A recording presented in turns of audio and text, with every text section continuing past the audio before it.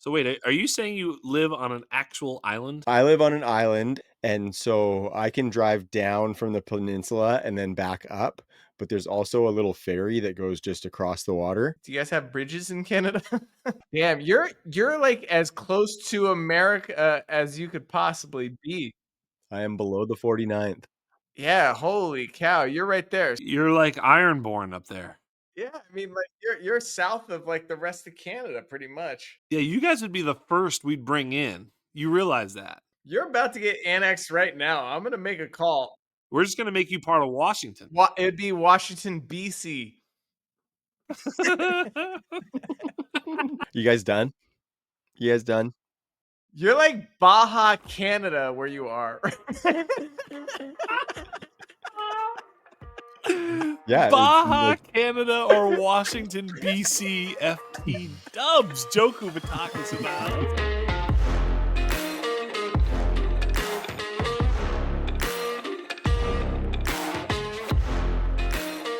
Sights and sounds and edges found. You will now get down with the Underground, the show that goes to the depths of the Dynasty landscape. Dynasty Underground is back, baby. I am Trav, hosting and West Coastin'. And these two lunch pail princes with me, of course, are the wise man, Jax Falcone. How are you tonight, fella? I'm doing great. Busy day for me on the pods, man. For those that follow me, they might have seen me all over the place. I feel like I was, selling something, or I don't know, man. I was everywhere. I was promoting a movie. Spreading the wise words, my man. Spreading the wise words as you are one to do. Pinkies up. Of course, we have Joe Quavius Kuvatakis in the corner office with the view. How are you, my man? Unlike Jax, I was not having fun today. I was frantically trying for the last, yesterday since noon and today until noon to weasel my way out of jury duty. And weasel you did. And thank goodness. We almost lost him, boys. Yeah. I was able to find an angle. They assessed me yesterday and thought, this guy's Bayesian, he's analytical, he's objective, like he's perfect. And I realized that I portrayed myself as the perfect candidate yesterday. So today I had to just go full bore. Yep. And that's when he hooked up with one of the other jurors. And what was the fella's name again? I'm not allowed to talk about anything that happened at jury duty. Just NDA. For the record, I'm obliged to not talk about anything about the case. I'm just saying. He did it. You said he was real gentle, though, Joe. So I'm really happy for you about that. Yeah. God bless. Listen, all I'm going to say is that this defense attorney really hooked it up. Yeah. Nice. Right on. And we will keep what you and that defense attorney did between you and that defense attorney, Joe. Thank you to our listeners for coming back to another episode. Of course, we are having a blast. Hope you are too. And if you are, subscribe to that YouTube channel. Check us out on your favorite audio platforms and go find at The Undroppables on social media. That's where the whole kit and caboodle can be found. Tonight, guys, it's going to be a free-wheeling episode. We talked about doing one of our Dynasty rankings show, as we've done already with our rookie rankings show. This is going to be one of those episodes where we are adjusting on the fly and testing each other. And it's going to be iron sharpening iron on this episode, fellas. So I'm excited to do it. We've started to supplant these rookies from our rookie rankings into the Dynasty landscape, which I think is a logical next step, guys, to get them in amongst some of these vets and see where they stand amongst these guys to see what that ceiling could be for them. So I'm excited to do it. I know we got some rankings fired up. You guys excited or what? Yeah, this is fun.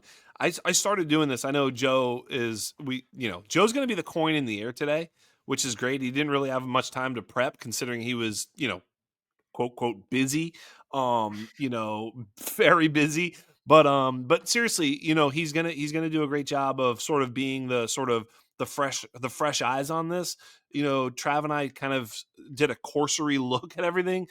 It's a chore, in my opinion. And I think for the listeners, they probably feel the same way, is where do I now value these rookies amongst, all the veterans? Because, easy enough to do a rookie draft, harder yet to say, okay, well, do I prefer this guy or that guy, or where does Cam Skattebo land in my dynasty rankings, or whatever may have you. And so as we do this, these aren't finished. I don't have mine finished, so to speak. No. Mine are a work in progress, and I think Joe's freshness coming to this from that angle is going to be actually pretty helpful and kind of cool to see in real time. Well, if I may add, I'm 11 rounds into a startup right now as Bingo. well. Yeah. So I don't know how fresh I am. Part of the Fair. reason why I agreed to do this startup, even though I'm not taking on any more leagues, he said, as he was definitely going to take on more leagues. I I'm in Story as this old as startup, time. and I wanted to do it just to see, what the coin in the air sort of felt like on a lot of these guys. And some of my picks may surprise some of our audience and our listeners. But so I want to talk through it with you guys. And I do have some opinions. Yeah. I'm not sure that they're right, but boy, I felt good pushing some of these buttons. I'll tell you that. That makes sense.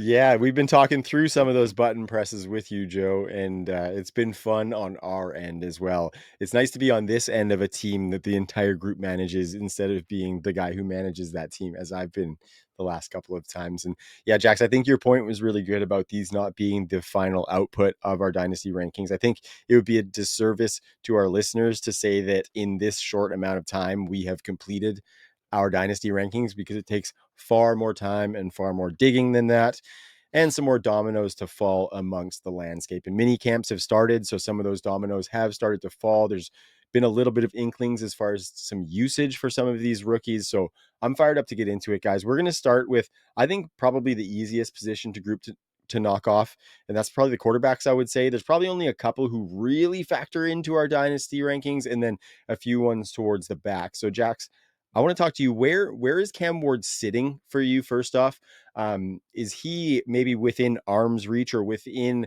a solid rookie season of being a top 12 option for you? Or do you think that's going to be a bit steeper of a hill to climb?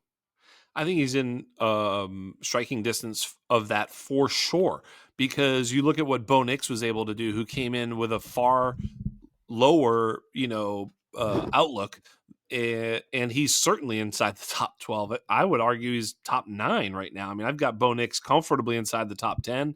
I mean, inside the top 12.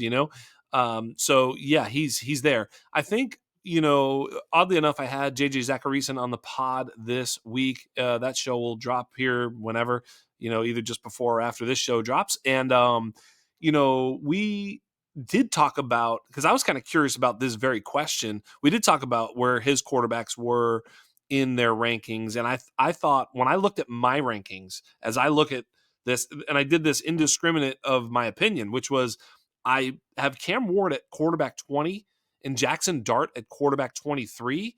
And when that happened, I went, wow, that's kind of crazy. They're really close together. Mm-hmm. And because I had them so close together, it made me feel a certain way about each player and where we're taking them in their, rookie draft. So I felt that the value, certainly when I did that, was better on Jaxson Dart than it is on Cam Ward. I will say, though, to your point, Cam Ward has actually more of an opportunity to fall on his face too, but also has a greater opportunity to sort of rise in value. But as I even say that, I wonder, because Jaxson Dart's getting steamy right now, isn't he, boys?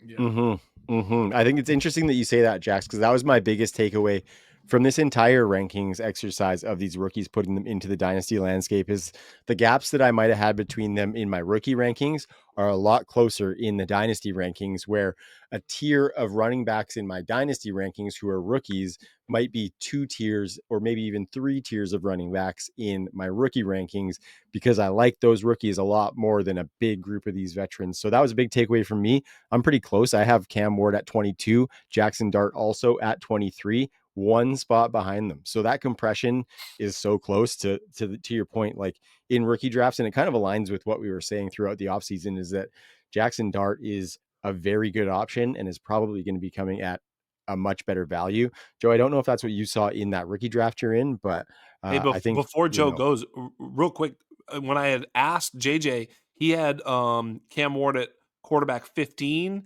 And I think he also had a Jaxson Dart at 23, if I recall correctly. So very, very similar ranking of Jaxson Dart. And when I pushed a little bit on the Cam Ward ranking, he was like, yeah, it's kind of a big tier there. So I see where he wasn't like staunchly ahead. He was kind of in the same breath as where we are, potentially just more of a sort of ahead of that tier as opposed to behind that tier. So in this startup that I'm in, Ward went in at the 411 as the QB 18 off the board, obviously a super flex league. And I took Dart at the 8.04 Wow. as the quarterback 25. And I frantically traded into this pick. I made some crazy moves just to give the listeners a little bit of context. In this startup, I decided early on, I was like, I'm just going to, see what I can do in terms of acquiring first round picks. So we're 11 rounds in. I've acquired 6 first round picks in 2026, and my team's actually pretty decent. Yeah, it's a great job. It's a very, I think it's going to be a competitive team. I don't know if it's a contender yet, but we'll see how the rest of the draft goes. But at 8.4, I was just like, this is ridiculous. I have to.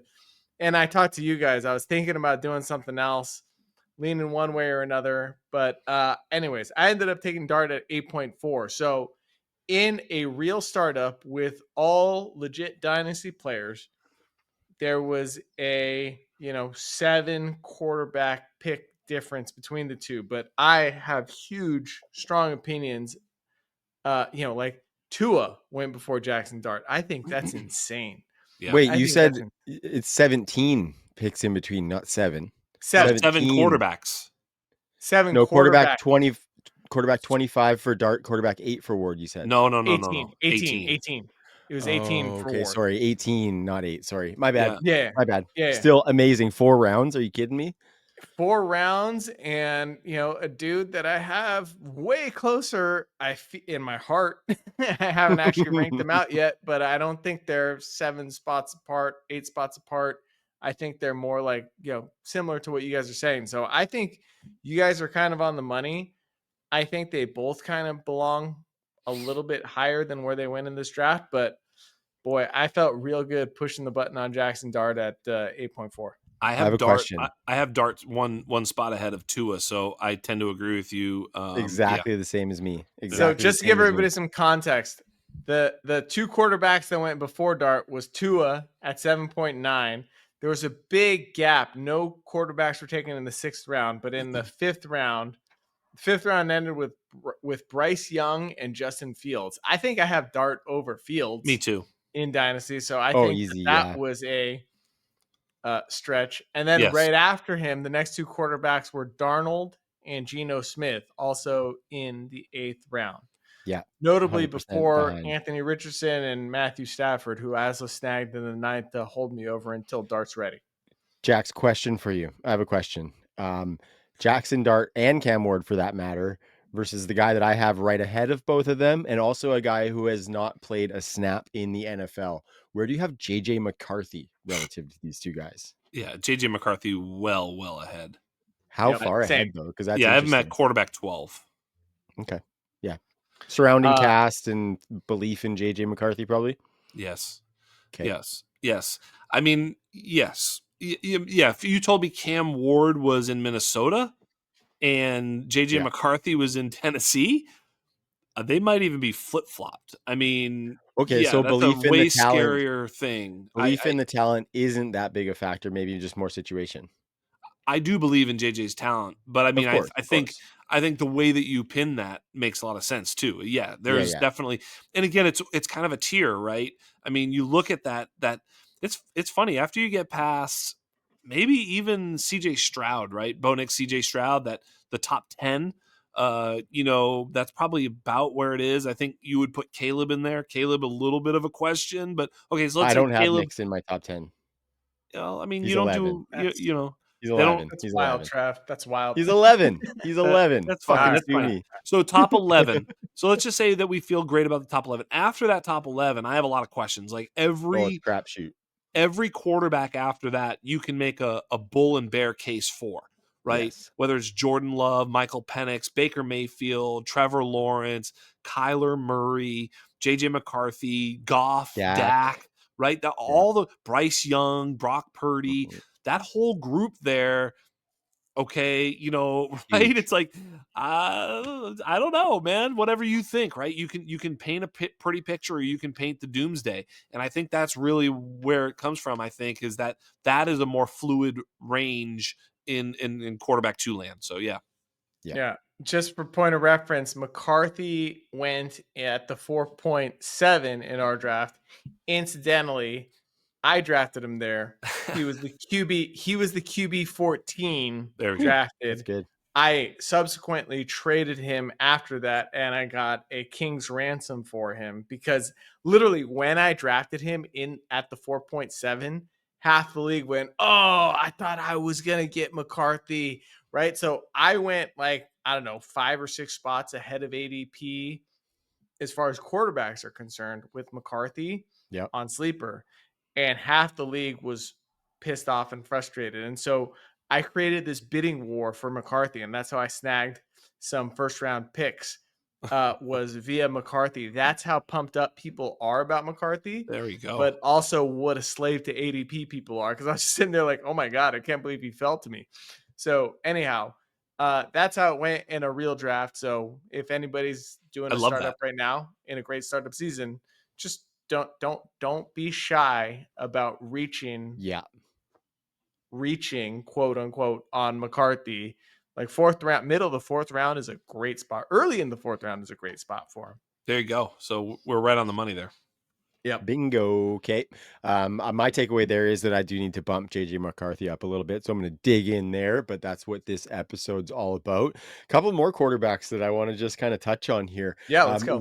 Which guy fell as your rookie quarterback 3 when you supplanted them into the dynasty rankings, Jax? Is it the same as your rookie rankings? Yeah, basically. But I think, you know, if I look at it, it's like, I still think they're a tier because I have them all together, but I still have Milroe, Shador, and Shough that way. Milroe at 29, Sanders 31, Shough 34. Like, I get it. I understand Tyler Shough is going to get the opportunity to make a fool out of me, but he's also going to get the exact same chance to make a fool out of himself, and I'm not sure which one he's going to do. Yeah. No, I feel you. I think I'm a little bit lower on some of these guys. Shador, I have probably late 30s here, and then Shough 37. I actually have Howard 35, and I have Milroe up at, I have him at 26, 1 spot ahead of Sam Darnold, and that might have just been like a troll. So quick timeout. So since the last time we potted, Derek Carr retired. Yeah. And what happened immediately in rookie drafts is Shough went from a mid 3rd round pick to like a mid 2nd round pick.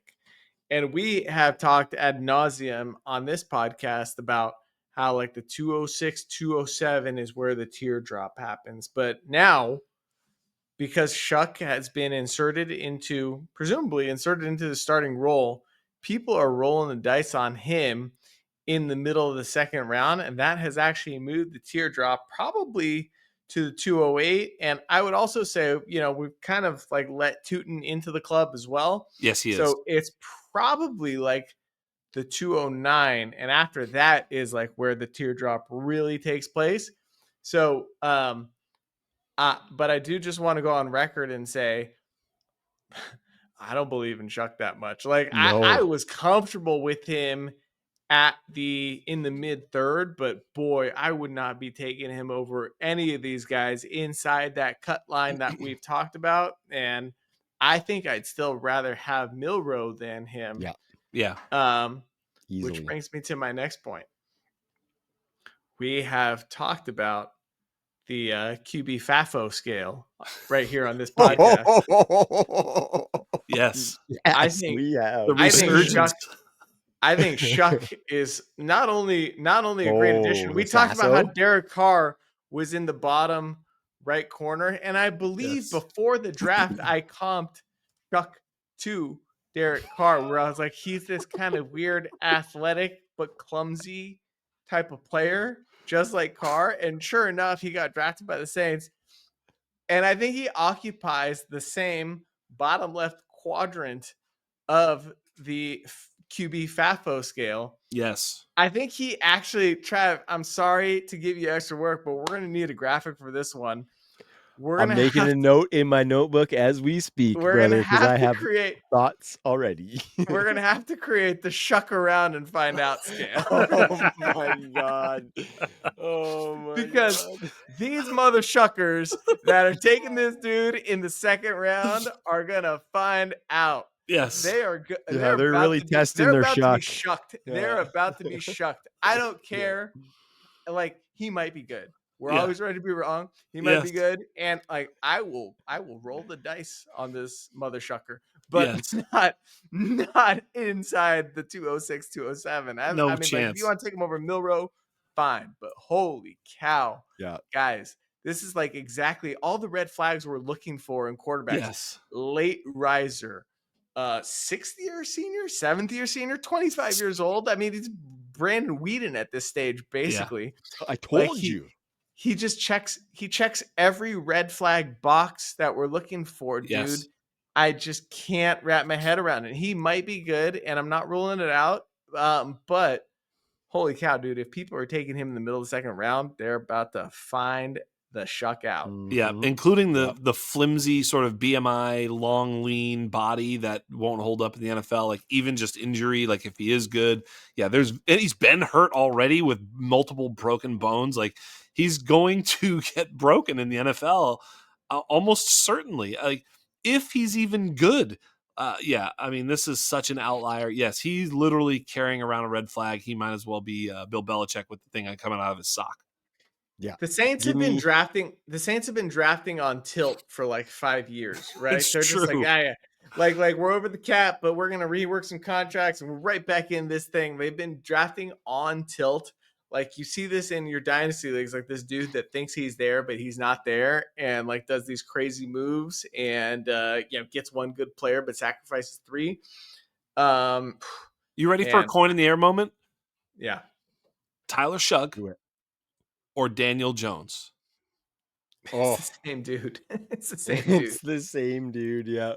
Daniel Jones has more rushing upside. I'd take Daniel Jones, man. I'd take Daniel Jones. I have Daniel Jones behind him, and I'm thinking I'd rather have Daniel Jones. I'm like, they both will start. I'm moving Daniel Jones ahead of Tyler Shough. Like, yeah. I got Daniel Jones six spots ahead already. Okay, you ready?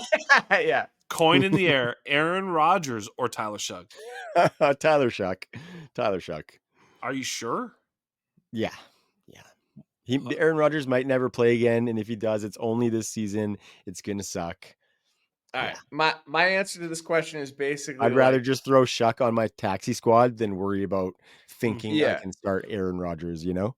The reason the answer is Shough is this is like, if you do draft Shough in the 3rd, you can trade him for a 2nd. But if you draft him in the 2nd, you probably can't trade him for a 1st. You'd have to find a real dope to take him for a 1st round pick.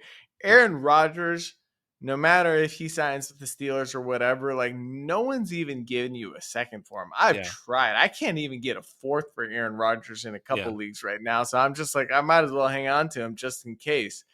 But I can't even get a 4th for him. What about Russell Wilson and or Jameis Winston? Russ and Jameis for Shough? No, or either of them, I suppose. Not both of them. Both of them I'm taking over, yeah. I mean, who would I rather have on my – I don't know. I think I still lean Shough there because have you guys tried selling Russ or Jameis lately? No, I don't care about the sell at that point. Like, these guys are definitely dying on your roster. Like, I'm not necessarily worried about it. Well, you know, that's exactly my point. I have them to give me meaningful starts, or if they actually see some sort of ceiling in those meaningful starts, that's when you can sell them. But I'm not hitching my wagon to selling them if I'm choosing them or Tyler Shough. You know what I mean? The Shough sell window could also be a very short window. I agree. I agree, but Like, that's if he my goes whole out, point. let's say that it's going to be the moment they announce him as the starter, you'll be like, oh, he's the starter. You can sell then. But the moment What if they don't?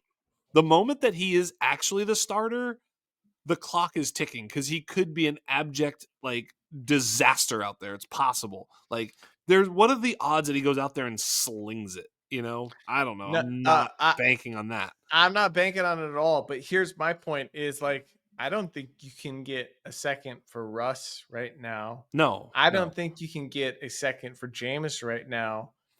Shough is going in the second, so he in this moment until the season starts and he falls flat on his face is probably worth a second The and value, might sure. I get it. I be get worth it. an Yeah. early If first. you're But flipping if them you own now, Shough, yeah.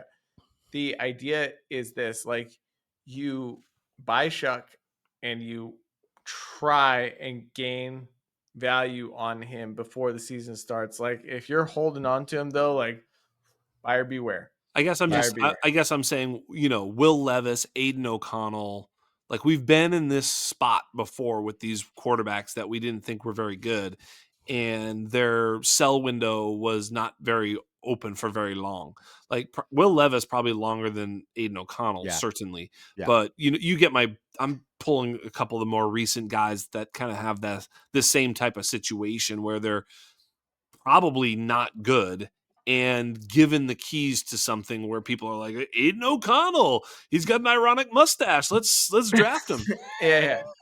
I'm firmly in the sell Shough before the season starts camp, but I would take him over Rodgers and Wilson and it pains me to say it, but Winston. I don't know. Winston might be worth it for however many YOLO games more we get from Winston. It might I love be him. worth more. I But love if him. you're I talking think about the value game, it's Shough. I think what we're all saying is that we're aligned in the fact that the Tyler Shough bags are made of paper and the bottom is pretty wet already. Yeah. Yeah. Oh, that's a And I think great analogy.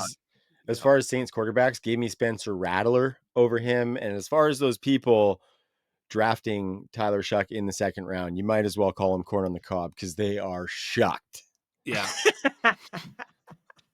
Thanks, boys. That's some of my best work there. Some of my best work. I'm here all week. I am right. here all week. We're not allowed to say shucked anymore. We're just gonna have to say this is the guy. This guy. No, I see what you did there. Okay. Should we dig into some of these running back rookies and talk about where they landed? Because that is The a harder lot one. more fun. Yes. And All right, a lot less.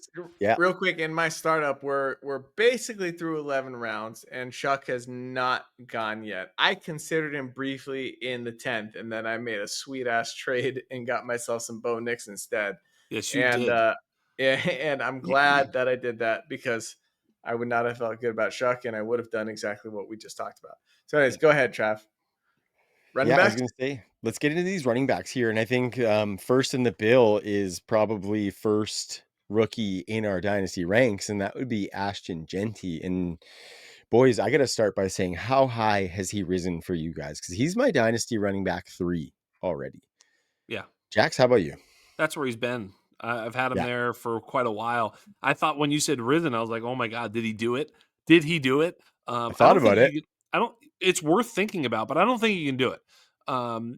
Just the proven production and the youth with Bijan and Gibbs, you can't do it. I love Saquon. How much longer is it going to happen? Can't move him ahead of Jeanty. He really fits just neatly into running back 3 right now. Achane, you can't, Breece Hall, you can't. Like, there's just nobody else that you could make the argument ahead of Jeanty. So it's really 1, 2, 3, Bijan, Gibbs, and Jeanty in any order you really want. I think all 3 of them are just, come on. What are we even talking about here? I think for me, what kind of keeps Jeanty away from that, and obviously a little bit more short-term than long-term, and things could potentially change, but Chip Kelly is the offensive coordinator in Vegas with the Raiders, and his offenses with the Eagles especially historically didn't have a ton of pass catching for the running back. So just to zoom like maybe a little bit of a level deeper than what you were saying, Jax, I think that's probably the case for him not being ahead of Bijan and Jahmyr Gibbs, who are proven pass catchers. And I think potentially that could be maybe a bullish case for somebody wanting Saquon Barkley over Ashton Jeanty is that if you value it in the shorter term and you're trying to win within the next 2 seasons, I think the ceiling on both players, devoid of a ton of pass catching, remains to be seen with Ashton Jeanty, of course. Yeah. But the Eagles threw, I think, they had less than 300 completions last year total, which was insanely low. So Saquon's never getting that. So I still think Ashton Jeanty, even in a short window, but I think it's a little bit closer there. And I think The we're one right thing on that with one. Jeanty, though, is he does profile as a dope pass catcher. He's And sick at it. there's nobody else on that roster who puts any threat to him at any role. No role is threatened by any other back on that roster. Sincerely. Mm. He's He's a must start. No, I think that's absolutely well put. There's nobody taking that role away from Ashton Jeanty. Joe, you're the Raiders fan, so how are you feeling another week removed from them drafting their stud running back? I'm sorry, I'm still reeling from Jax's must start joke. It I took saw me a that. second, but it's good. It's good. It's good. Thank you. Yeah, no, he's the RB3 in Dynasty for sure. Interestingly enough, in my startup, he went as the RB2. Gibbs went as the RB1. Jeanty went as RB2, and Bijan went as RB3. Like, I think that's basically, I don't know. I think I it's got Gibbs Bijan. one. In my opinion, it's Bijan, Gibbs, Jeanty, but I'm not. We're really splitting hairs here. Then you go Barkley, and then it gets super interesting because I think we're layering in a few more of these rookies into this top Getting 5, close. top 7, top 10 for sure. Top 10 for me. No more in the top 7 for me. Jax, do you have another rookie in your top 7? I sure do. Give me I that. think I do too. Yeah, so I have both Amarian and Travion at 6 and 7. Shit. Yeah. So wait, Wow. who's 4 and 5 in this scenario? Saquon and Achane. Okay, all right. Okay. I got You Saquon really and Breece want Hall. any of these other players? Breece Hall is scary. I'm telling you, if I'm holding Breece Hall and someone's like, hey, I'll give you the 104 for him, and I'm like, sure, let's just do that. Let's just Why? go ahead and let me just go ahead and draft Travion. I'm not saying like he's definitely going to be better, but for me, yeah, I'd certainly be fine with it. I just think Breece is a special talent. There's no doubt about it. But there's a lot of writing that's been on the wall in New York about Breece that is not awesome. The offense is also not awesome. Who knows what's going to be happening there? I mean, there's just a lot of question marks there. Contract year, isn't that right? Isn't he in a contract year? Am I wrong? Yes, he Yeah, is. right. Yes, he is. So like I this like is contract years for running backs, but yes. I think some of those things are kind of positives for him. Like, I think if we talk about the bad offense, he's been a top 5 running back in what was already a really, really bad Zach offense. Wilson offenses, yeah. Yeah. And so I think Breece has it. The contract year, absolutely. I think that offense is going to have to run through him. You know what I mean? So I think Breece Hall, I think looking at the talent, and if we think about him maybe not being in the Jets, what situation is he going to go to that's going to be worse than that? So I'm still super in on Breece Hall.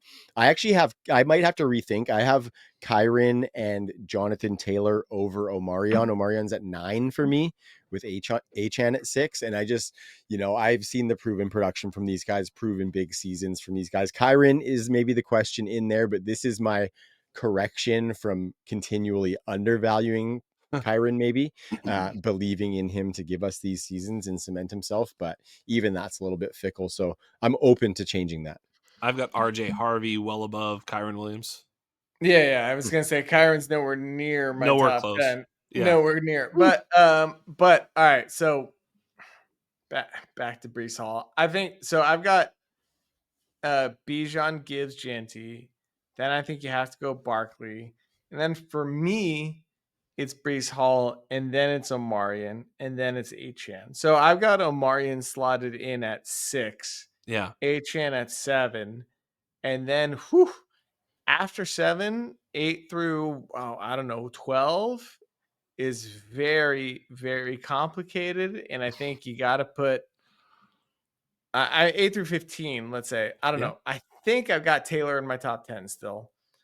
I definitely want to put Henderson, Judkins, and my boy Caleb somewhere up there, which is, I think, a controversial take because I've been getting them way later. And so this is where I struggle as a ranker because I have this guy rated way above where everybody else does. Yeah.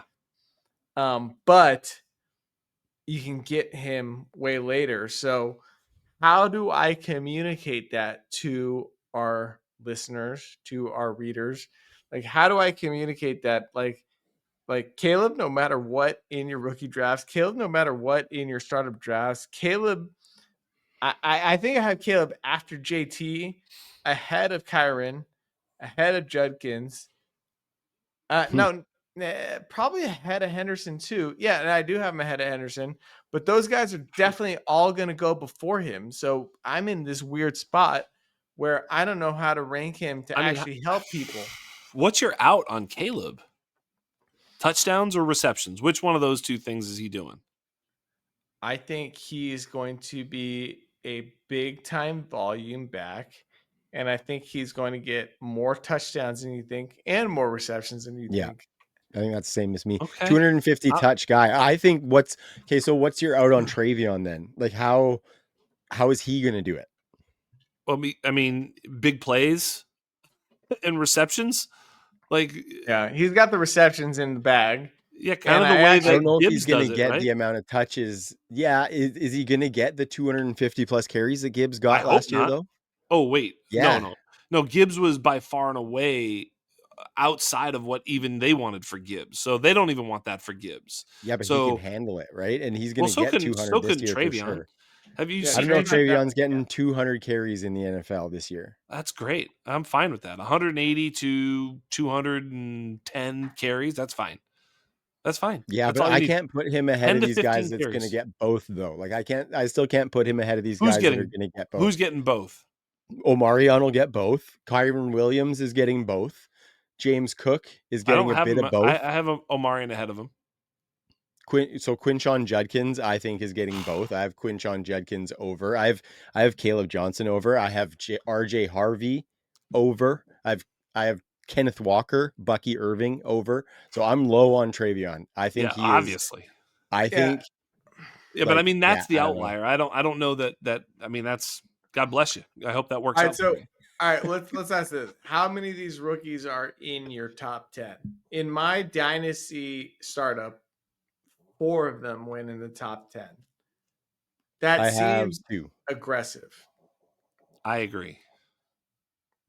But But why I have wouldn't 2 you? in my top 10, But 4 in I my want, top 12 though. I think in a startup it's different though, right? Like if you're building a team straight up youth and you don't care about the next you might still care about the next year or two, but if you're okay with pushing a couple years to have an absolute juggernaut with a bunch of guys rounding into form in year 3, I think it's fine to take that many guys in the top 10, So Yeah. you're talking about next 2-3 years.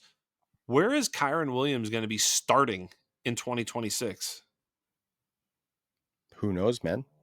I Who knows? He's going to would be bet giving us. nowhere.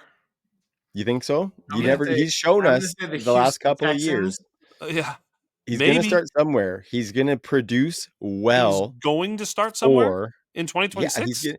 So listen though. So if he Why? comes off a fat season for the Rams these next 2 seasons, because he brought Corum in, we thought Corum was going to take snaps this past year. He He didn't. didn't, right? He just brought in Jarquez Hunter behind Corum, 2 guys that could take snaps. We don't know that that's going to happen. We So if don't. it doesn't happen, I am willing to be on the side that gets that production from Kyren Williams. And if he parlays his next team into like a Joe Mixon Texans tenure that he's having right now, except for the fact that Kyron's going to go into that tenure way younger than Joe Mixon, why can't he still be good for the next 4+ years?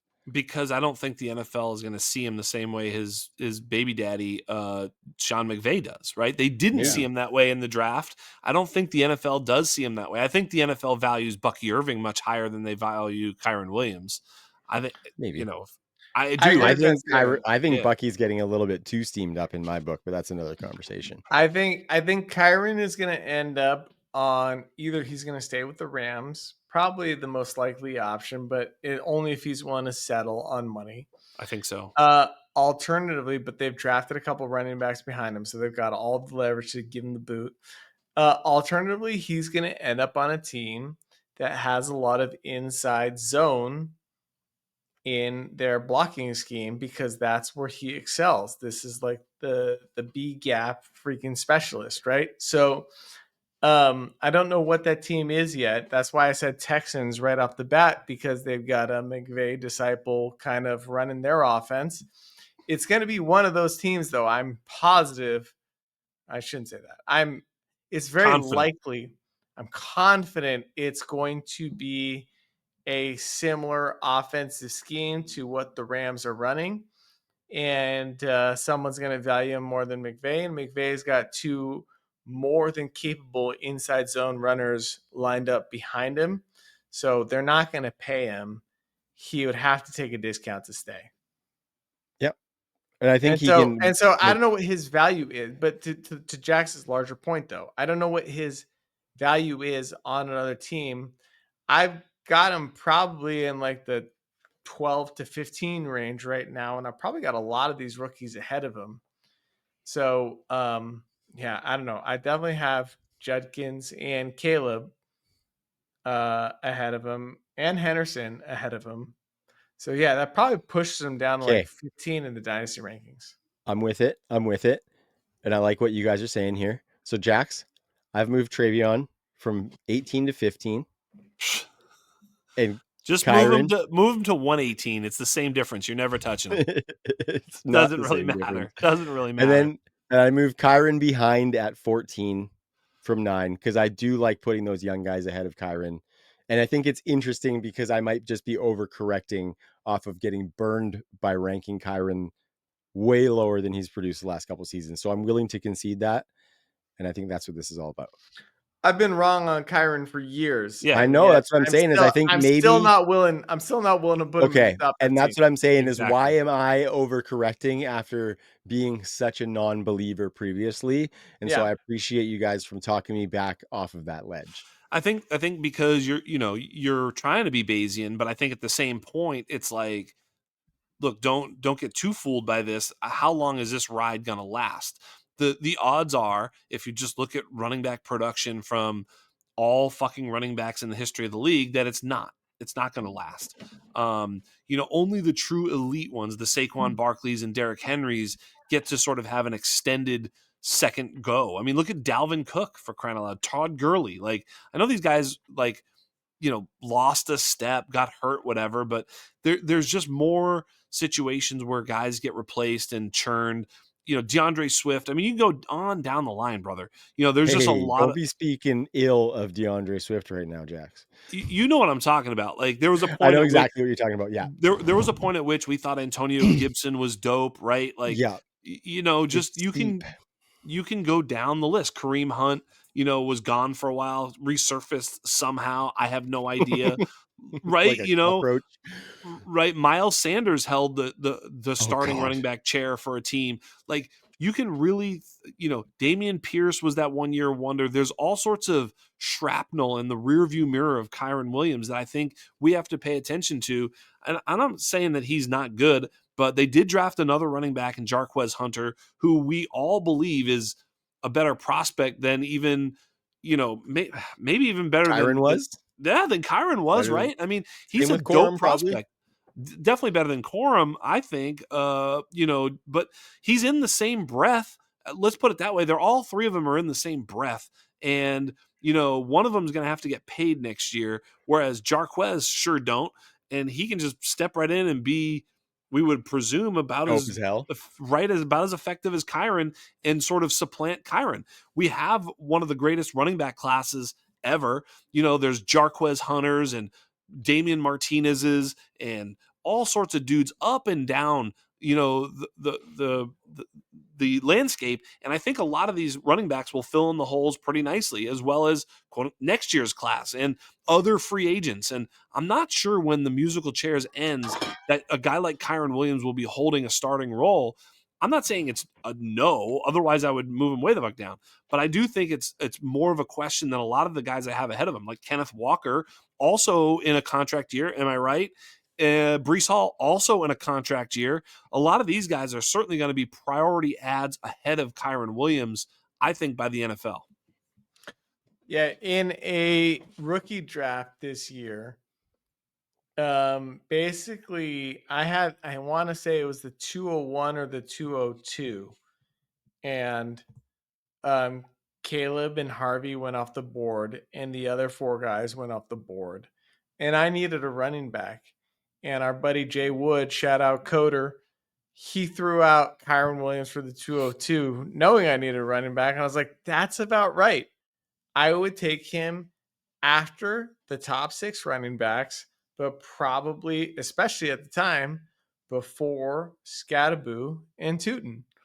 And for that league, it's just like, I'll take the 1 year of Kyren on the Ram producing like a dope RB1. Did you make the And trade? then I did make the trade, Yeah. but I also had Blake Corum in that league.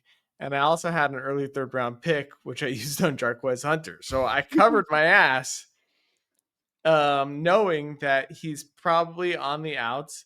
And I might turn that trade into 2 starters, right? If Kyren goes Exactly. somewhere else, like Houston or whatever next year, then I've got, Corum or Jarquez and Kyren somewhere else. And we'll see how long this thing runs. But that was my first ever share of Kyren because I never believed in him. And he proved me wrong 2 years in a row. So I'm willing to. By the way, in another league, Jay also sold Kyren to me and Wiz the same way. God, it was brutal. He was trying to sell him to everybody. He sells them to us for like the 210, two late. I think it was the 206. It was the 206, 207, somewhere there. Ooh, I'll have to look now because I haven't. I actually remember it. I actually remember it pretty well because I literally texted Jay right after he did this. Do you want to tell the story or should I? Go for it. Up. So Jay sells Kyren to Jax and Wiz for their 206 or 207. And they have like the 302, so they're probably thinking the same thing I was. It was like, we'll just take Jarquez later, right? And with the very next pick in the middle, late 2nd round, Jay takes Jarquez Hunter. Yes. It's like the most cold-blooded thing I've ever seen. It was just a cold-blooded trade. It was and so he's cold. in a rebuild. He's in a rebuild, so he was just like, I'm gonna go ahead and take the successor and get rid of this dude that the may or may not have a job in a year. Yes. It was the 208, the 209, but we got the 303 and the 408. Yeah. And Kyren, and then we gave up our 26 seconds. So we moved a couple of picks picks back. Yeah. He played the psychology against you guys. Like, So with the 303, 309, we're going to be able to get Jarquez there. Yes. Get Kyren, we'll get Jarquez. Then he immediately takes selects Jarquez. him. Yes. Oh, my God. What a killer. What a freaking shark. What a killer. Yes, He it was a killer play. I was like, he absolutely. And I'm really stoked about that 401 Jarquez Hunter I got in the machine, boys. I'm going to it's that bad boy. So, this kind of interesting conversation, though, great conversation. And as I look at it here, this is where we start to see what I talked about at the top of the show, Jax, where we find those big pockets of rookies within the positional rankings because we just kind of want them over these bigger pockets of veterans. And that's what I have right now from 10 through 13. After what we just talked about, I have Quinshon at 10, Caleb at 11, Joe, that's for you, baby. RJ Harvey at 12 and Travion Henderson at 13. And so I think these guys are all right within each other. And as we are debating and arguing and splitting hairs here, this is because we are going down to that level where we're splitting hairs to do our dynasty rankings. So that's why we're getting into that nitty gritty. But really, you guys can be happy with any of these guys in that general tier because they're all great young running backs to start building the running back room around. Let's talk brass tacks, though, right? All right. So in this startup that I'm in, all right, so Judkins goes at 501. Then it goes Kyren, Taylor, Brown. I'm just naming off the running backs that went before the next rookie. Then Jacobs goes at 6.06, right? Egbuka goes at 6.07. And then I'm at 6.08. I'm like, another rookie in the same range as Caleb Johnson just went. Right here, I'm firing on Caleb Johnson. So I take him right there. Right after him, Christian McCaffrey goes. Shout out our boy Sean Bannister. And then right after McCaffrey goes RJ Harvey at the 6.10. So in the 6th round, in somewhere in that McCaffrey Josh Jacobs range is where Caleb and Harvey fell. And if you guys don't mind, I'm going to keep going and name off the next set of rookie running backs that went off. So round 7 goes by, no more rookie running backs. This is the tier break that we're talking about after that top 6. Round 8 rolls around, and here's where I made some crazy trades, picked up another first, and picked up some 8th round picks. And at the 805 and 806, which I picked up both of, I just went ahead and fired on Tuten and Skattebo. They may have fallen further. I literally took them before ETN went. I took them before what's his name on the Giants? Why am I blanking? Tracy? Yes, I took him before Tyrone Tracy. I took him before ETN. I just ripped the Band-Aid off. I was like, this is where I want these guys. I do not want to miss these guys. I'm taking them right here. So had I not been in this draft, they probably would have fallen a little bit farther. But that's basically where I was willing to fire 2 bullets on these very interesting second tier of running backs. Where do you have Bhayshul and Cam Skattebo? 22 and 23. Shit, son, Okay. that's high. That's higher than me. I got Bhayshul at 28 and Skattebo at 29. I think for me, Bhayshul is maybe more of a candidate to move up than Skattebo. I'm still not sure that Skattebo and Tyrone Tracy just don't eat into each other a bunch. I think what happens there is that they're going to eat into each other enough that they're going to be cheap potentially. Like hopefully they eat into each other's draft costs as well. Which one? But I would need that to happen. Which one gets goal line? That's sure. interesting. For It's sure, Skattebo. For sure. Yeah. I know And the he catches size is fast. there, but I don't know. Yeah. I don't know. Skattebo. Tyrone Tracy didn't He's do getting terribly. it. He's getting it. Skattebo. All right, I so hope so. you So said Skattebo, who gets pass game? Who gets pass catching? Skattebo. Skattebo. Yeah. Why though? Because why does he get it? Because Tyrone Tracy got it last year. These guys have the same draft capital by the same regime. I'm not so ready Tracy to be was sold a on fifth, that, was guys. he not? Yeah, Tracy but was maybe, fifth. but somewhat I mean, close. I still whatever. think, yeah. I mean, Tracy, sure, okay. Tracy but they fumbled a watched lot the in his guy. rookie year too. Yeah, but they're not just that's going his to issue. tank him. They're not going I to didn't say tank him. No, I didn't say think tank him either. know. Yeah, but Tracy fumbled, I think 5 times in his rookie year. I think they're going to You have guys a are pretty saying close that split. Skattebo is going to get goal line and Skattebo is going to get pass catching work. How is that not tanking Tyrone Tracy? I think it's going to be pretty close to a 50-50 split, probably tending towards Tracy early, moving towards Skattebo late, maybe a little bit. But I think when you look at some of the higher value stuff, I think Skattebo at least profiles to be able to get both those things, which makes him at least as valuable as Tracy. For me, I have him slightly ahead. I think there's part of his profile that says he's not a very explosive and dynamic NFL I think I back know what potentially part of as his well. profile you're talking about. No,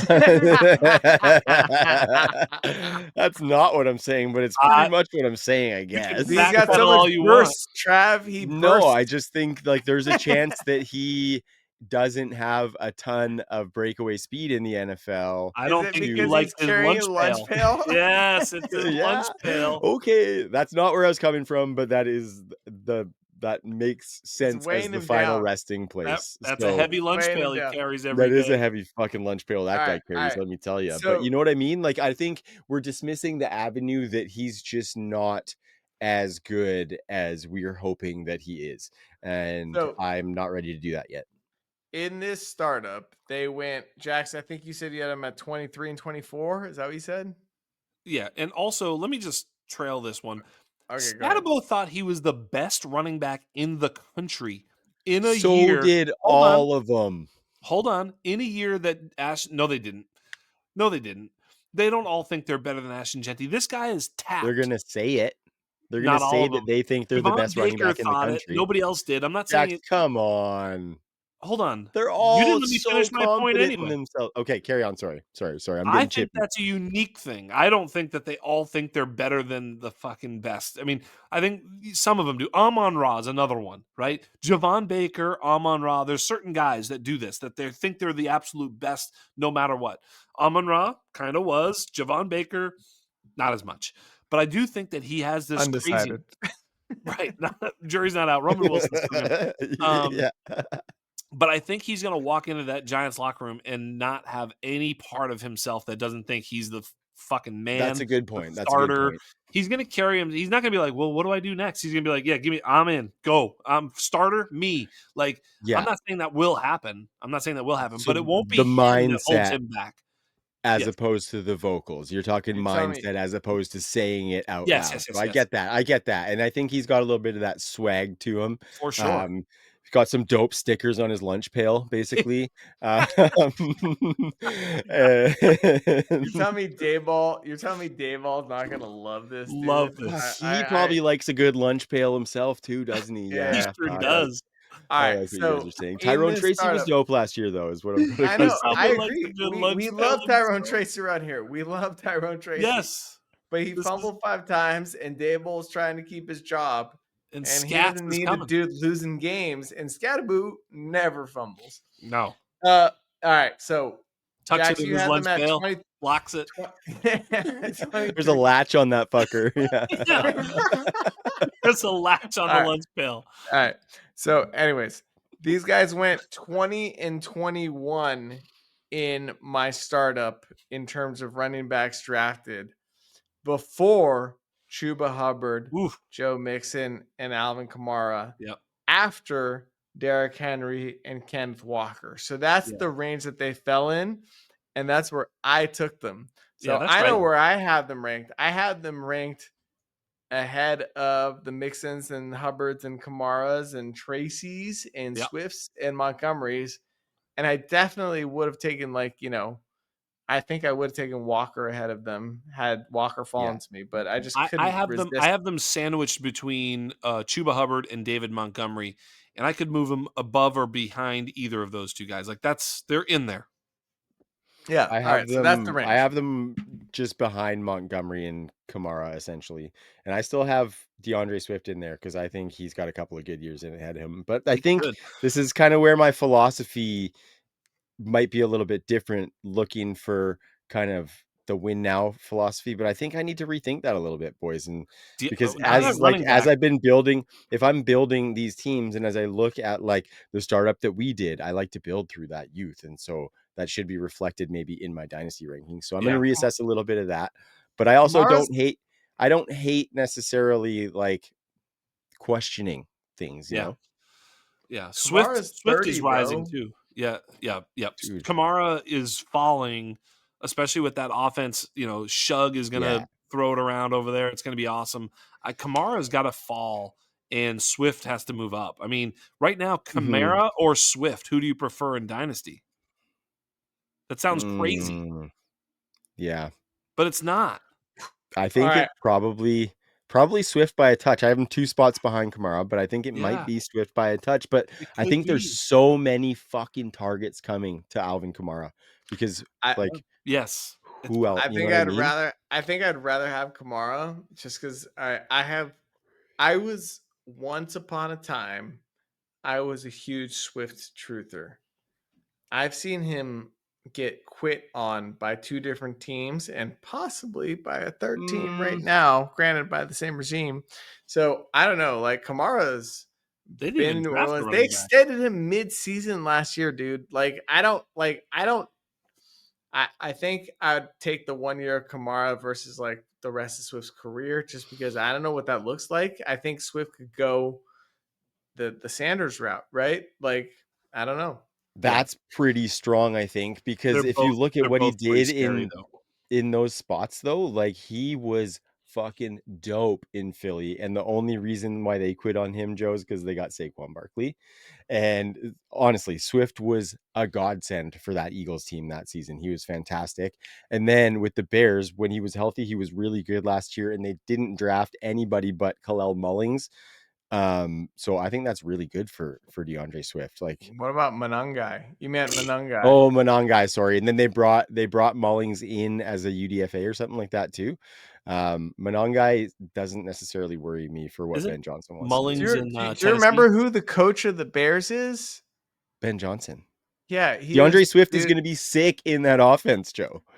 He was in a Ben Johnson offense, and Ben Johnson and the Lions gave him the boot before. I mean, like, I can't get that out of my head. Yeah, I'm but sorry. Ben Johnson They is giving quit him a on vote of him. confidence. So, but then They Ben traded Johnson him for a comes back 4th-round pick. and gives him, but that was years ago, and Ben Johnson was the OC. Ben Johnson's now the head coach of the Bears and decided not to draft anybody of significance. And it looks like DeAndre Swift is going into the season as his starting running back.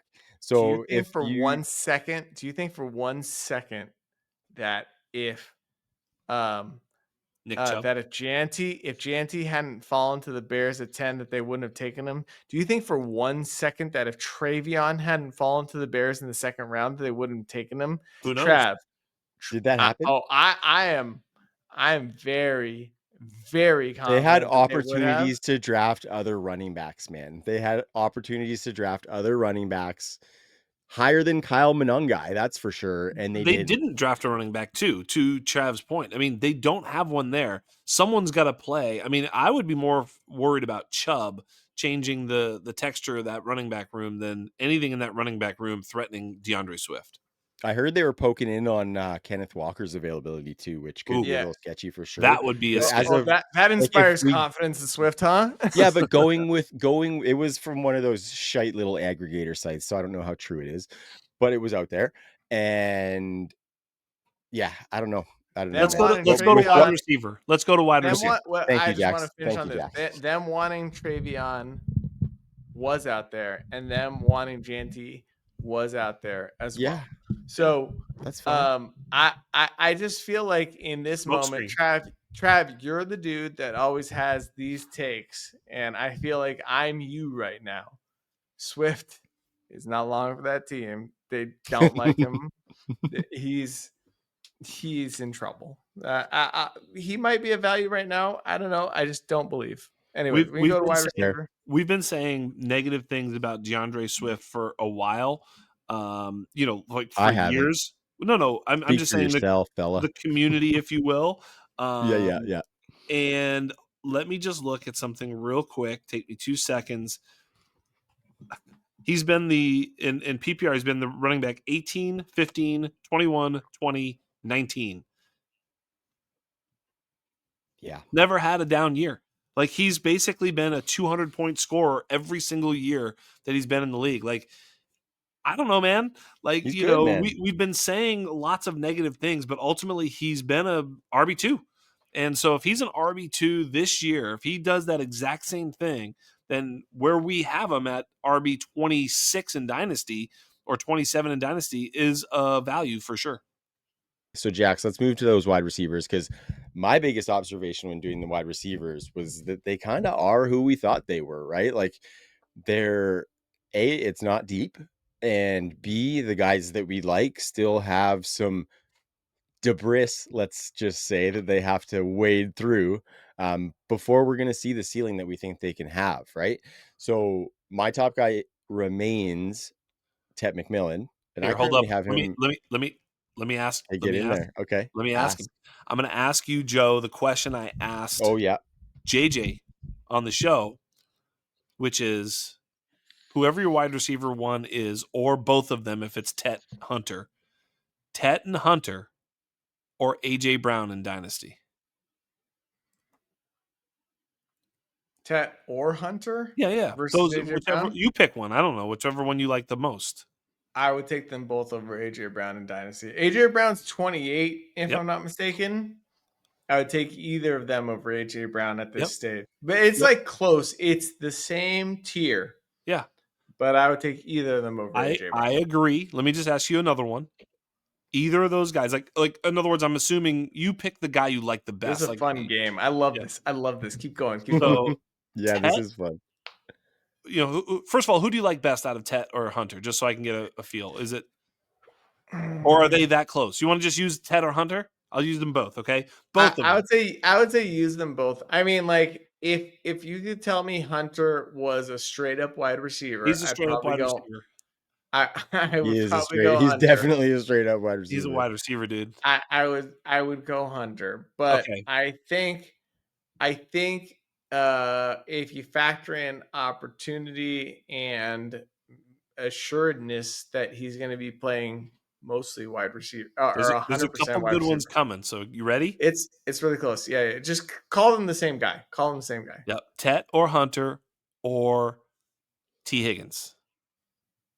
Tatter Hunter. Tet or Hunter or Rashi Rice. Tatter Hunter. Here's the fun one. You ready? There's two of them. Yeah. Tet or Hunter or Garrett Wilson. Ooh. Yeah. I would put. This is a good one. Can I put Garrett Wilson like between the two? Yeah, you can. You I think- can. I mean, I don't know what the answer is, but yeah, I would lean. All right, if I'm looking at the 1 year view, There it I is. think I'm taking Tet, Wilson, Hunter. Yeah. If I'm looking at the career view, I think I'm going Hunter, Tet, Wilson. Hmm. Does that make sense? You know, so JJ made a great point on the show. He said if Garrett Wilson doesn't fire this year, like to a point where dynasty players or fantasy players are pleased with it, he's going to lose that ADV, that artificial dynasty value. Like people are already souring on him.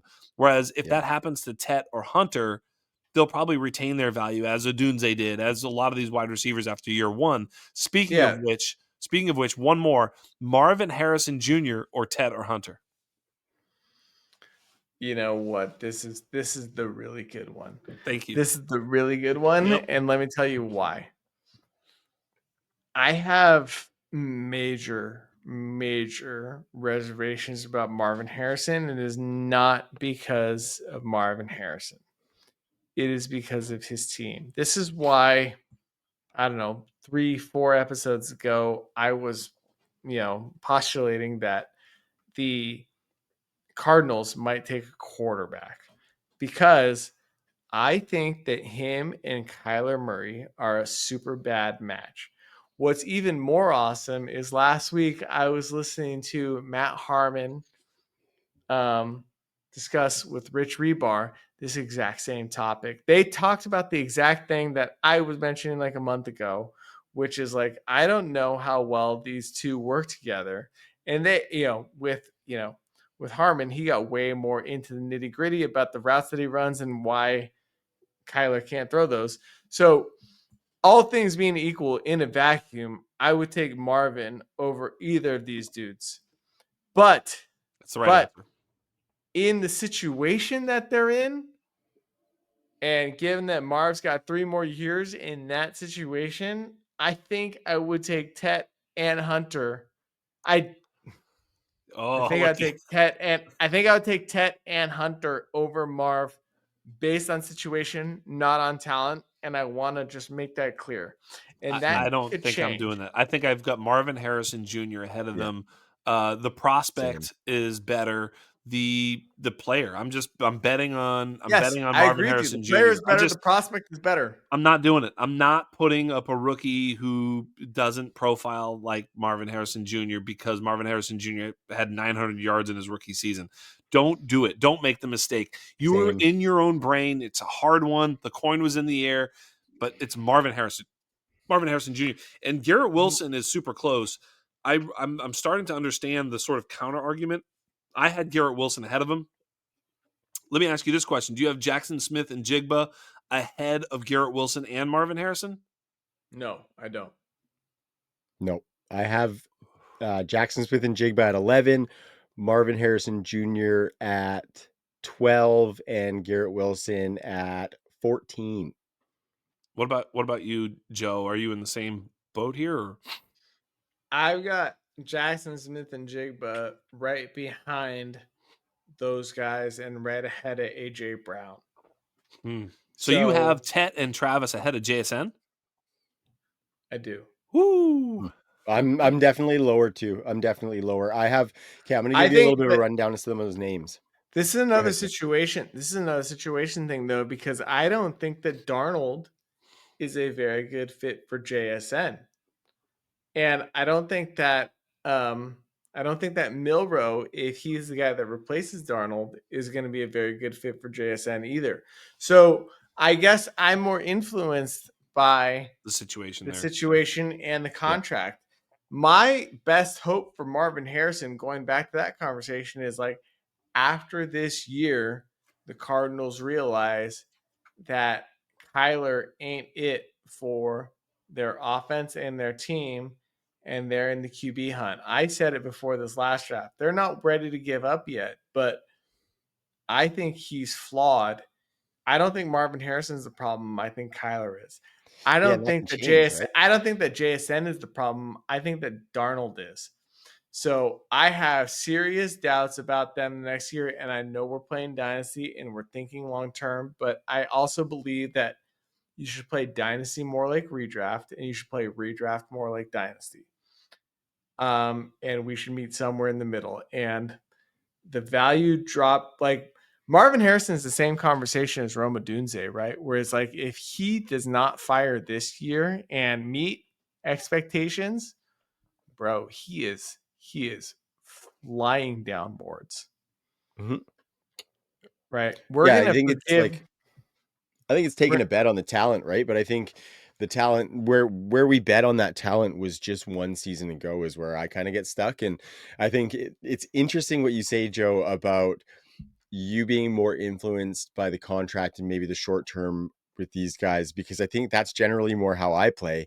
But now that we're switched over to wide receivers and the shelf life being a lot longer, my window gets a lot longer for what I'm looking at with these guys, and the talent becomes a little bit more important than the situation, obviously, versus the running back. But so like JSN, I think he's a massive, massive talent. So I'm not as worried about Sam Darnold and Jalen Milrow because I think at worst, Jaxson Smith-Njigba can be a compiler with upside, right? And the upside is in him as a profiler. He's going to compile volume. I think we know that, right?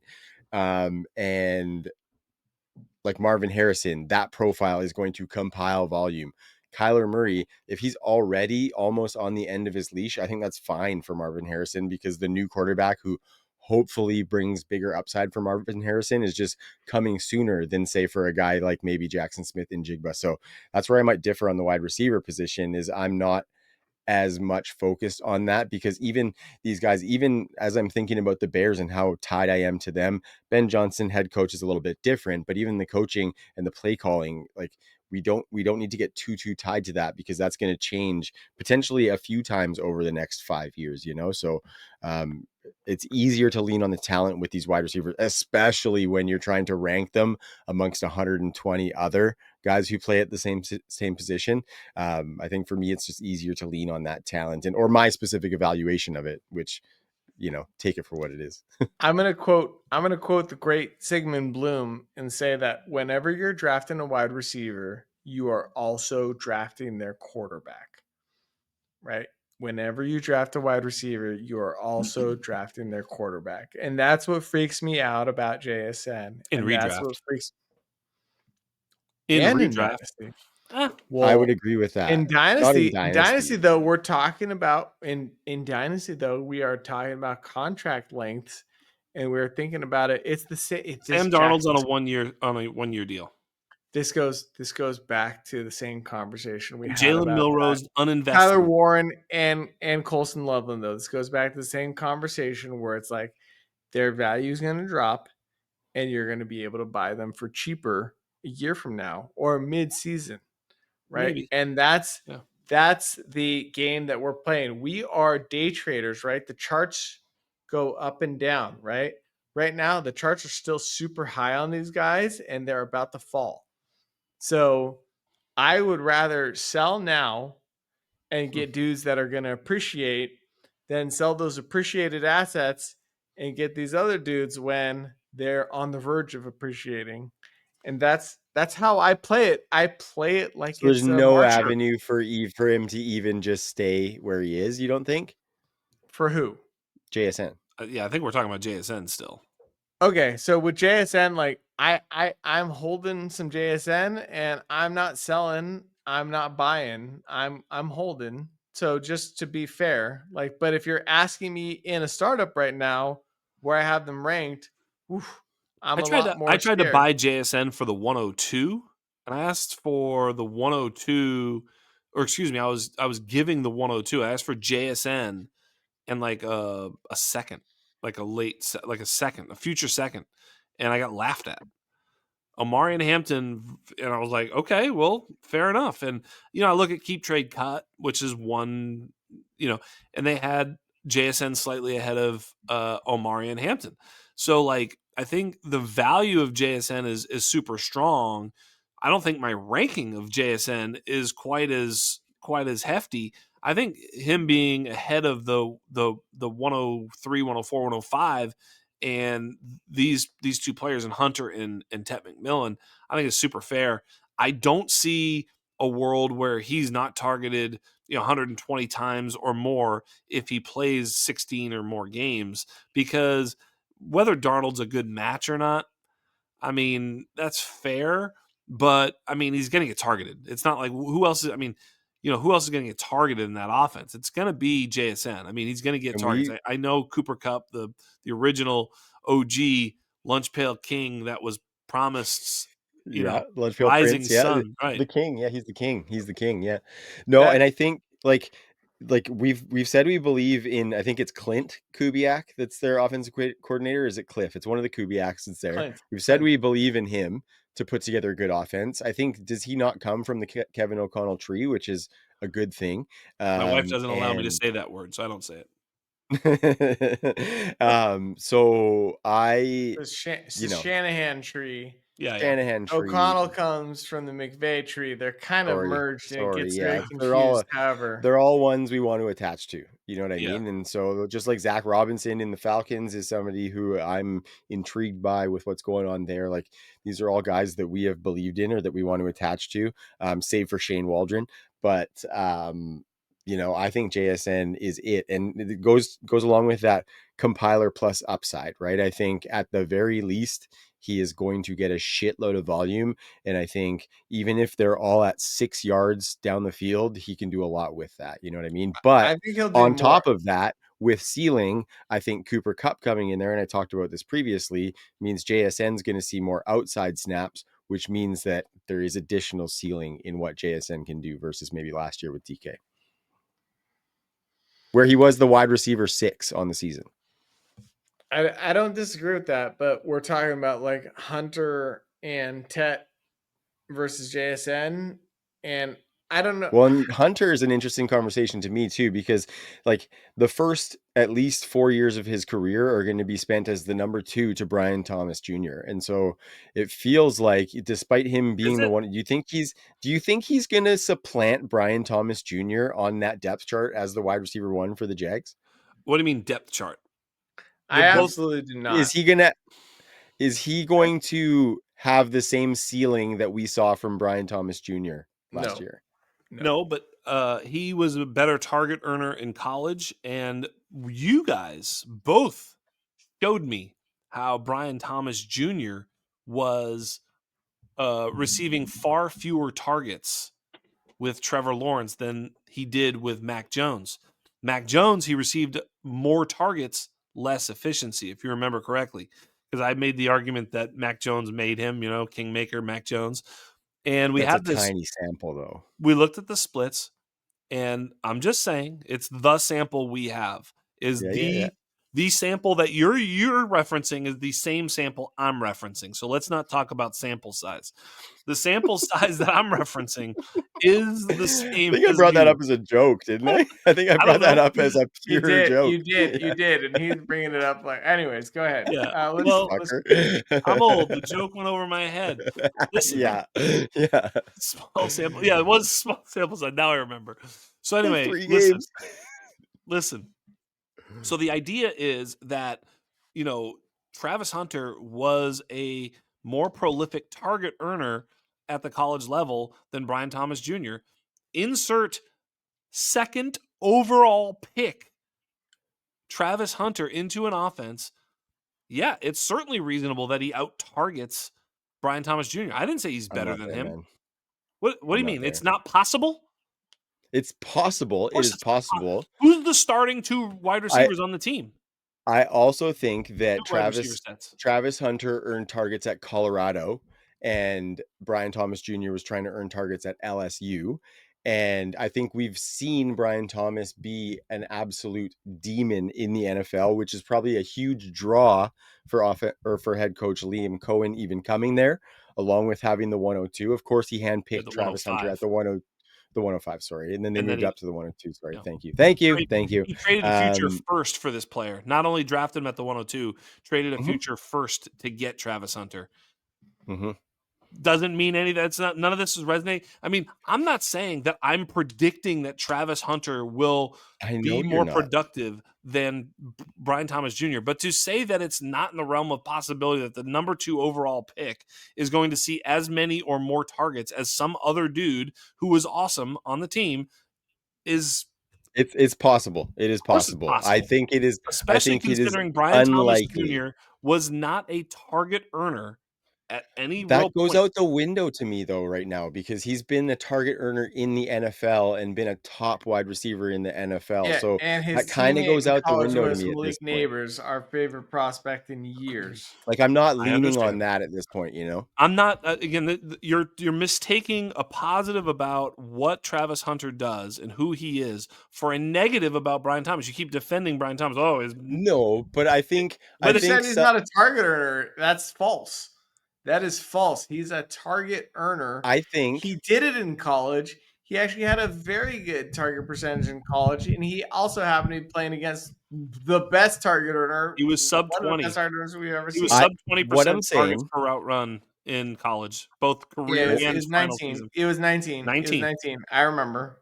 I He also think scored 19 touchdowns, what and I'm his, Dude, and saying, his hold yards on. per route run were I also said he's awesome. going to be more efficient and he's going to score more touchdowns. You would certainly project that.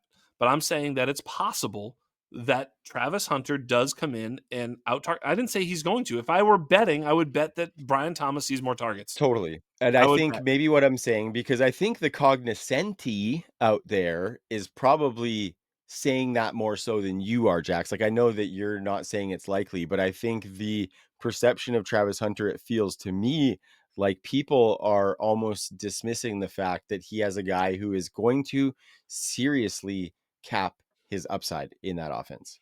I don't know that. Yeah. We don't know that. That's why. That's Yeah. why. So That's why. That's We don't why. know that at all. That's the that's Tet. why That's the Tet over Hunter that's argument, though, that's right? Tet. I'm definitely Tet over Hunter, and like that's why I'm not investing at the price that the Travis Hunter costs right now. You know what I mean? And it reflected in my rankings. He's my dynasty wide receiver 17, right behind Rome, who is right behind Tet.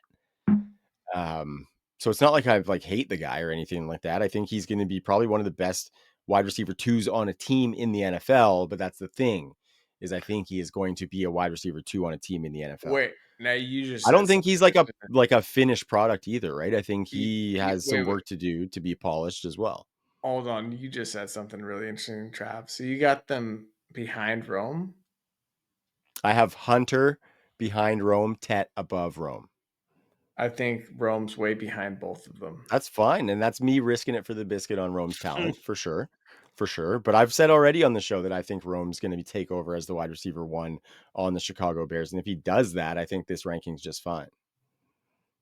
Yeah. I guess I have Rome 4 spots behind them, and I'm kind of more inclined to move him further than that. Yeah, Based on some stuff that Jax will elaborate on right now. yeah.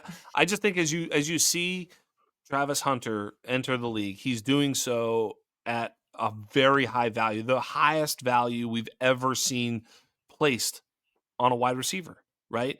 And we've seen guys drafted this high, but I don't think we've seen someone drafted this high when traded up for 2 first-round picks to get there. I mean, this is extreme draft capital given to a player who people are announcing as the greatest football player ever. I don't agree with that. I actually don't see that. I'm like, okay, pump the brakes here, but that is Yeah. not They're not saying necessarily greatest wide receiver ever. They're saying football greatest player. football because he plays both ways, right? And we're talking Exactly, about him exactly. in the You're just context of counting him as a wide receiver, dynasty and that's wide not receiver what he ranking. is. He is playing both ways, and that's what they drafted. Okay. All I right. think he's going to be a dope wide receiver. I'm not even necessarily saying that. Like, I think that's where that's not why he was drafted at the 102 is not necessarily. I think that's why people say he's the greatest football player ever is because he plays both ways and it's crazy what he did and nobody's ever done that, which I think that, what's the guy's name? What's the guy's name? The two-way player? Oh, Gordy Lockbaum. Gordy fucking Lockbaum, right? Yeah. He's Gordy Lockbaum on steroids, and that's fucking awesome from a real football perspective. But if I'm looking at the list of my dynasty rankings of him as just a wide receiver, this is where I'm coming from. Did we take into consideration the fact that he has doubled his chances of getting injured, and half of the time he's not contributing to your fantasy team Well, as he'd well? have to Because there's an he'd have to play. opportunity cost there.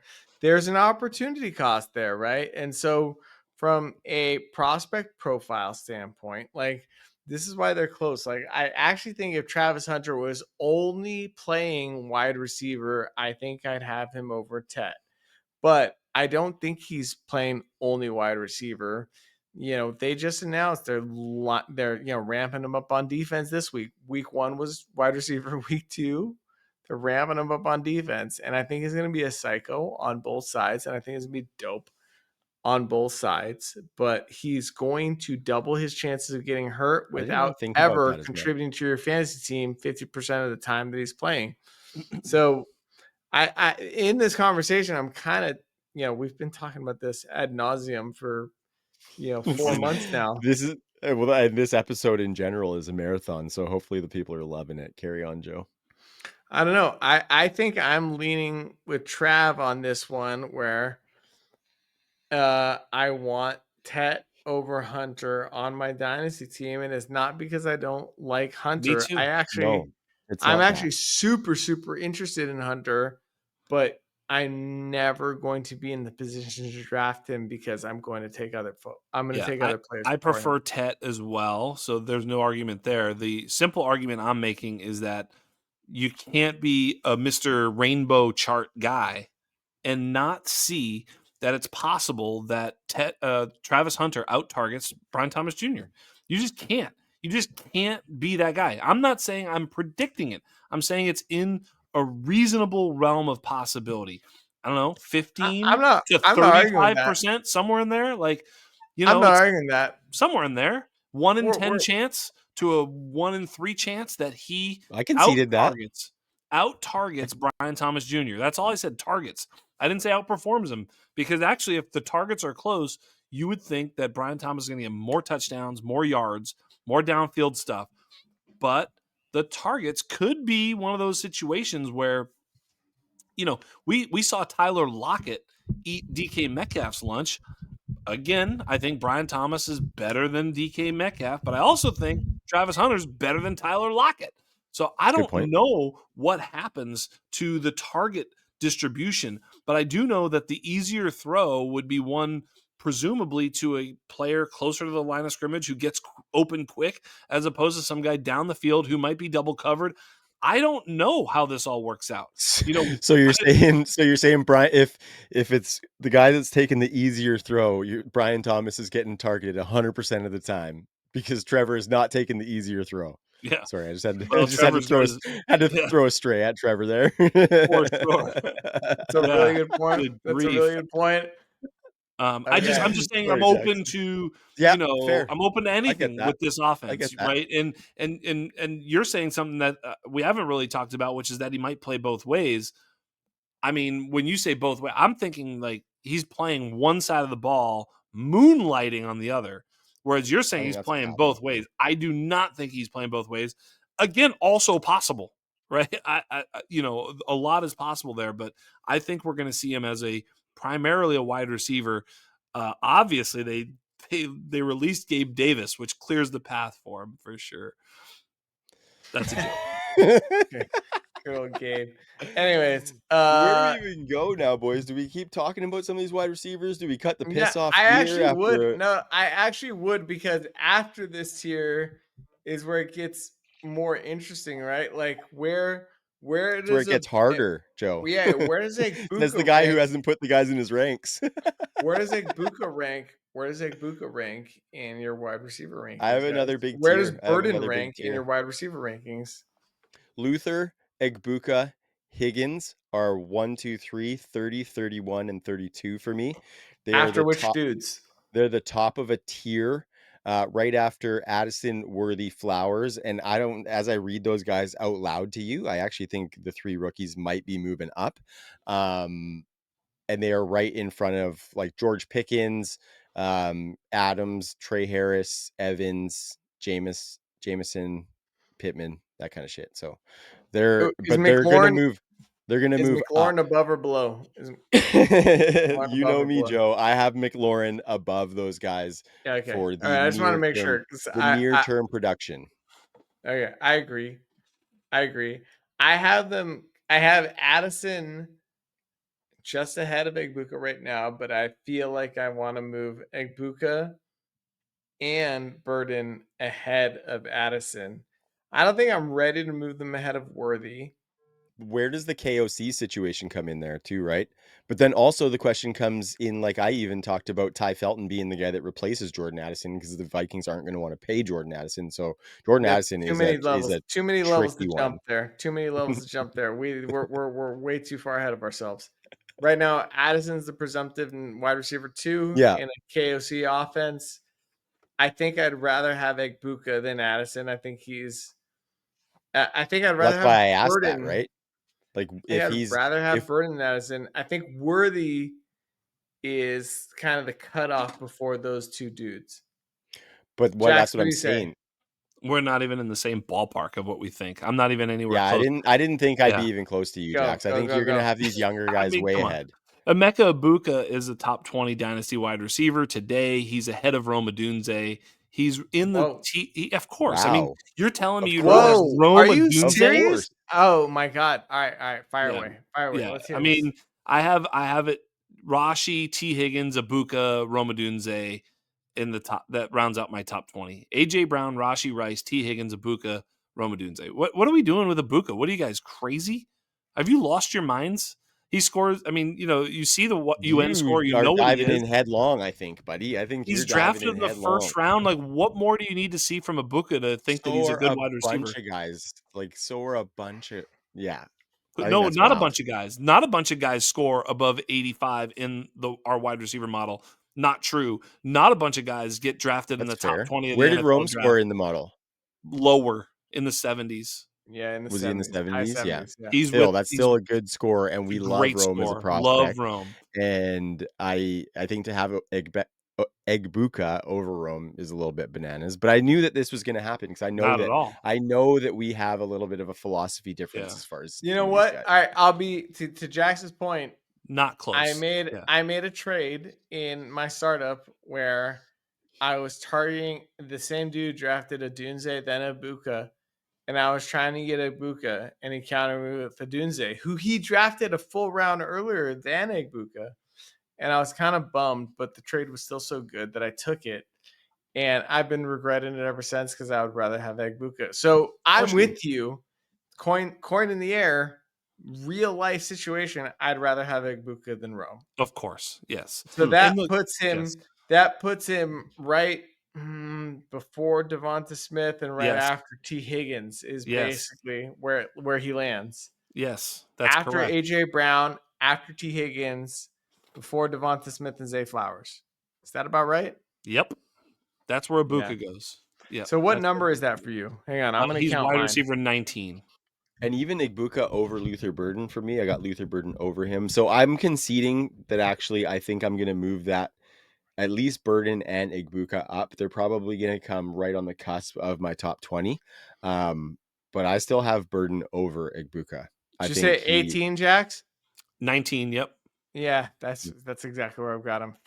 19. God damn, you're good at this. Yeah, so my stance on Burden above Egbuka being what it is compared to your Egbuka stance. I got Burden up to 21 now and Egbuka at 22. So I'm more in line with you. I still don't That's fair. agree on the Rome take necessarily, but I think it's a good point, right? Because if we look at these guys that are even like somewhat close to that area, you've even got guys like DJ Moore who maybe has a couple years left that we really like him and stuff. I think So I think I have the funnest question of the episode. okay, There we go. funnest, the funnest. Yes. Rome or Burden? That's a question for him, especially. Okay, so it's interesting, guys. This is an interesting one. And so Joe, I kind of told you before the show that I might go into this, but I'm going to give a little bit of the TLDR take on it because I went in kind of deep with some stats and shit on this week's True North episode. So anybody who enjoys listening to my dumbass talk, please go check out the True North pod. But essentially my stance on this offense and how it's going to shake out with Ben Johnson is that he will adapt to his guys 100%, the best players that are on the field. I just think with Caleb acclimating to his offense, it might take a little bit of time for Burden to get on the field fully. And what I mean by that is I think what they're going to do with the structure having Komet and Loveland is I think early on in the season, we're probably going to see a lot more 2 tight end sets with those guys both on the field, go a little bit strong, try to establish a little bit with DeAndre Swift and try and let Caleb kind of ease into opening up the Ben Johnson offense. And as the offense moves throughout the season and Caleb gets acclimated, I think that's when Luther Burden starts to take snaps over Cole Komet, not really anybody else, because it looks like Luther Burden's going to be playing in the slot. So 2-man sets, it's going to be Rome and DJ Moore. So I still have Rome above Luther Burden to kind of answer your question. And I think gradually we're going to see the 3 receiver sets amp up with Luther Burden being the slot guy in those 3 wide receiver sets. Now, I was kind of, it's very interesting to me seeing the usage in minicamp though, because we've been talking about Luther Burden potentially playing the Amon-Ra St. Brown role in this Ben Johnson offense. But if he's going to be used predominantly in the slot, that is not the Amon-Ra St. Brown role, because Amon-Ra over the last 3 seasons has been less than 60% in the slot. And so we want him to be inside and outside. And I'm kind of starting to think early signs are telling me that maybe Rome is the guy that moves inside and outside. Coming out of college, we said that he can be a good slot wide receiver as well as a good outside receiver. And I think if Ben Johnson's going to use him like that, Rome is going to fucking smash, boys. And that's why I'm going out on that limb. And that's why I still have Rome ahead. If you look, Joe, if you look at like the top 15 that we all have, 14, for me, it's through Tet at 14. Those are all young, either dominant or their team's wide receiver ones, right? They're the sort of, Drake London, Lad McConkey, Nico Collins, right? Even Marvin Harrison Jr., Garrett Wilson, JSN, then Tet. And then you start to get to, okay, either older wide receiver ones on their team, A.J. Brown, or wide receiver 2s on their team. Travis Hunter being the first wide receiver 2 ranked in my rankings, which I think is about as strong as you can make him. And I have T over him, but that's it. And T is a wide receiver 2 on his team, right? So T, it's like, okay, so is Odunze a wide receiver 1? If he is, which he certainly is not yet, can he actually be that? Is he ever going to be his team's sort of, dominant wide receiver 1, or is he something possible? Or is he something other than that? Maybe a more in line with the Terry McLaurin, George Pickens, DK Metcalf, wide receiver 1s, which are never really those dominant wide receiver 1s, but right on the edge. We're not sure yet. Is he T. Higgins? Is he more than that? We're not sure. So for that reason, I have him ranked just around T. Higgins. And then you look at all these younger, sort of really good wide receiver 2s in their own offense, whether it's Devontae Smith, Jordan Addison, Xavier Worthy, Jaden Higgins for me, Jalen Waddle, Luther Burden, right? That's where those guys go in there as sort of these guys that really have a little bit of a cap ceiling. And I had asked JJ Zachariason the question about the arbitrage play of one towards the other. And yeah, he sort of shared, some of that, but also it begged the question from my brain that, hey, these guys are also sort of capped. Jaden Higgins, he sort of asked me what's the ceiling there, and it's like, well, T. Higgins, right?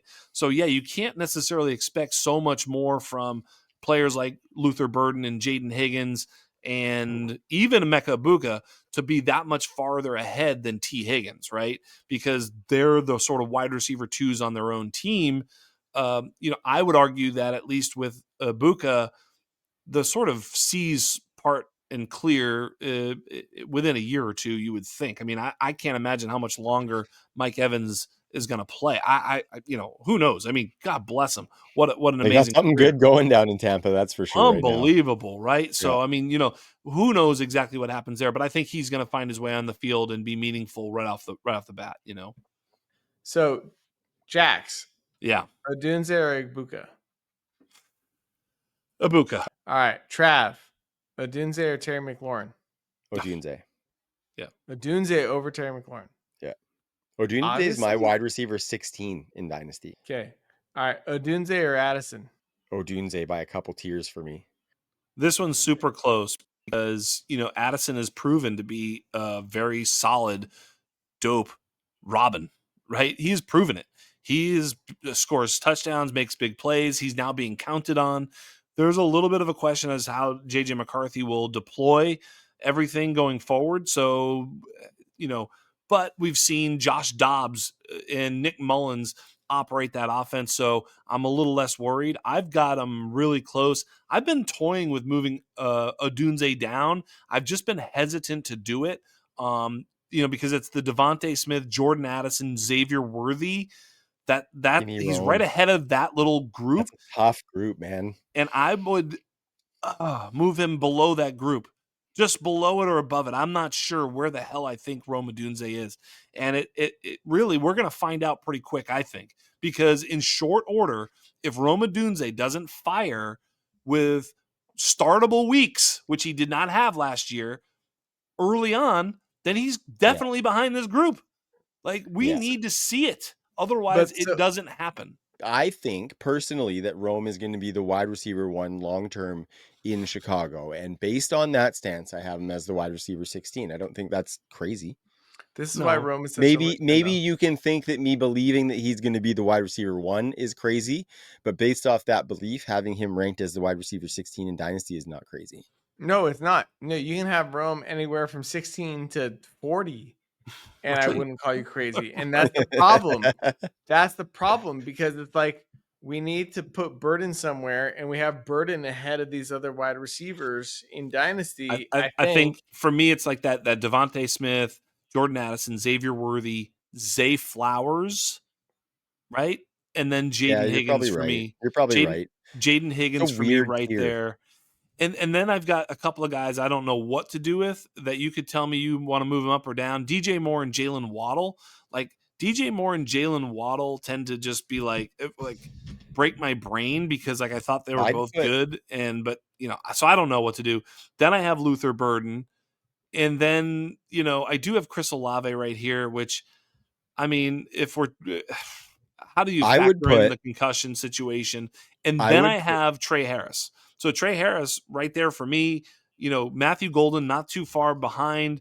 And it's all these guys. It's look, Terry McLaurin's older.